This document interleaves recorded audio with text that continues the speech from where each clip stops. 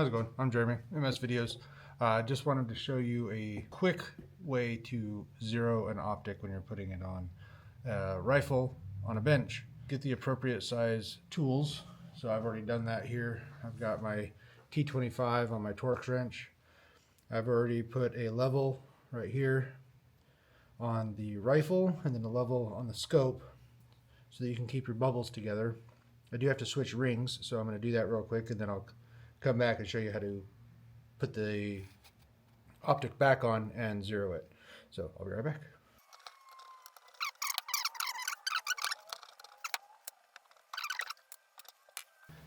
And now you remove your bases, get them out of the way. Always double check your torque settings before you work on these because it's easy to strip them out or over torque them.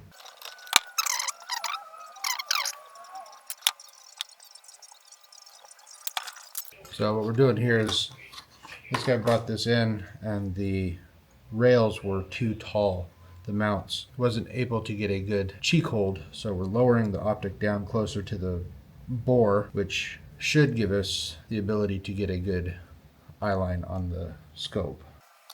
I'm just going to lightly tighten these down at first, because we're probably going to have to make some adjustments. Also need to take these off, which I have to put torque to them. To recap, right now I'm just putting the new rings on and I'm getting the caps off so that I can put the optic in and then use the bubbles to balance it out. Then put a laser on it and make sure that the crosshairs are lined up to about 25 yards, and then you take it to the range and actually shoot it and do your final zero there. That looks good to me. I dropped it down quite a bit. I'm going to move the eye relief back a little bit. Now what I do is I just put the ring caps on and get the screws started, but I don't torque anything down until I get the bubbles on. But this is just so that things don't move or you don't accidentally knock off your optic, which would suck, and I've seen people do it. And that makes for a bad day because you can damage the insides of the optic and then you got to buy a new optic or send it in for warranty repair.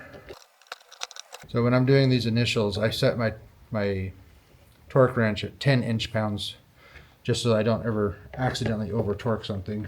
And I just get them snug and then I back them off a quarter turn so that the optic can rotate. And this guy had this mounted really far forward, so I'm putting the rings a little bit farther forward than I normally would, but I'm moving the scope back so that if he wants it forward, he doesn't have to take the base off, he just has to loosen these and slide it forward. Try and be considerate of where people have stuff. Sometimes people don't know and they just put things together. Now we throw our level back on there and see, we're not zeroed, we're not level here, and I'm going to show you real quick. So hopefully you can see that level here. Bubble is right in the center. And I have that based off of the chassis here, the receiver. So that part, the gun is level. And now we have to make the optic level on this bubble here, this one. So now we have to rotate our scope until that bubble is centered and at the same spot as that level.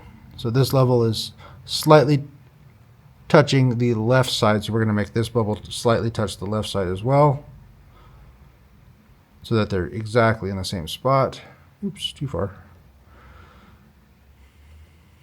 Just like that. Now these two bubbles are identical, which should give us a perfectly flat crosshair. Once I get everything slightly torqued, I'll lift it up and verify. But I don't want to bump it, so I'm just going to bring these down to 10 inch-pounds. And now I'm going to check everything. So take my bubbles off. Now we verify. Looks good, very straight. That's what we want. Now the bubble doesn't matter as much because we know that it's already straight. So we can take that out of the way. And we finished torquing it down. So I'm just going to finish tightening these caps up to 10 inch-pounds. Now I'm going to slowly walk up the inch-pounds. I take it up to 17 on the sides and just make sure those are tight still. I'll take that up to 20. Now, when you look at your ring manufacturer, it will give you the torque specs. If you can't find it, a quick Google search will tell you. I already know what Leopold's are, but I'm just going to double check so I can show you how to do it. I open it up here. It shows you the torque sequence. It's like when you torque a head on a car. And it also tells you the amount of pressure. So this one, 25 inch-pounds. So I brought it up to 20. Now I'm going to take it to 25 and check it again.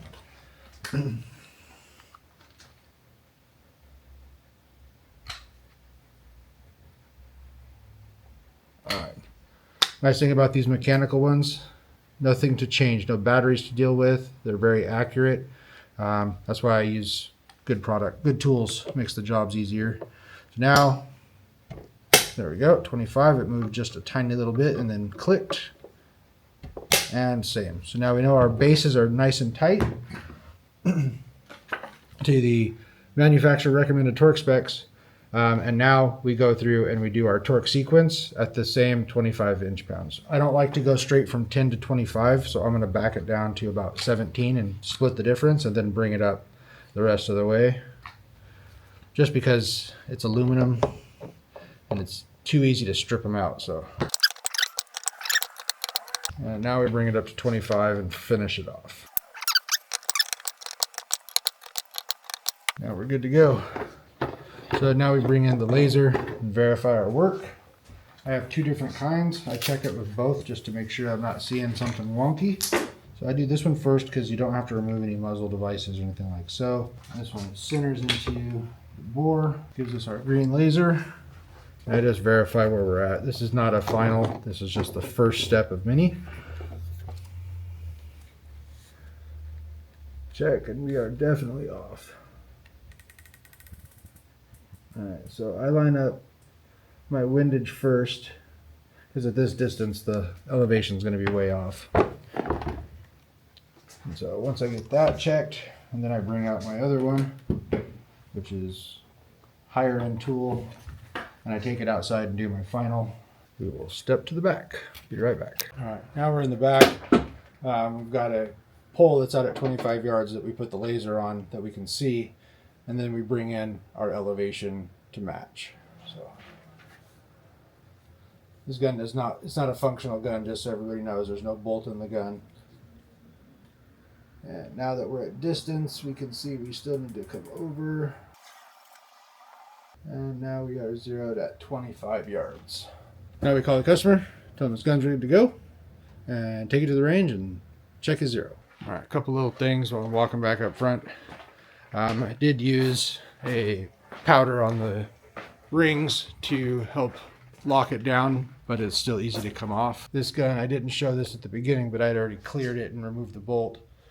It is a step you need to do. You never want to work on a loaded gun, obviously, but I have to say it just because this is the internet. So now we've got our Christensen arms with the low rings and zeroed at 25 yards.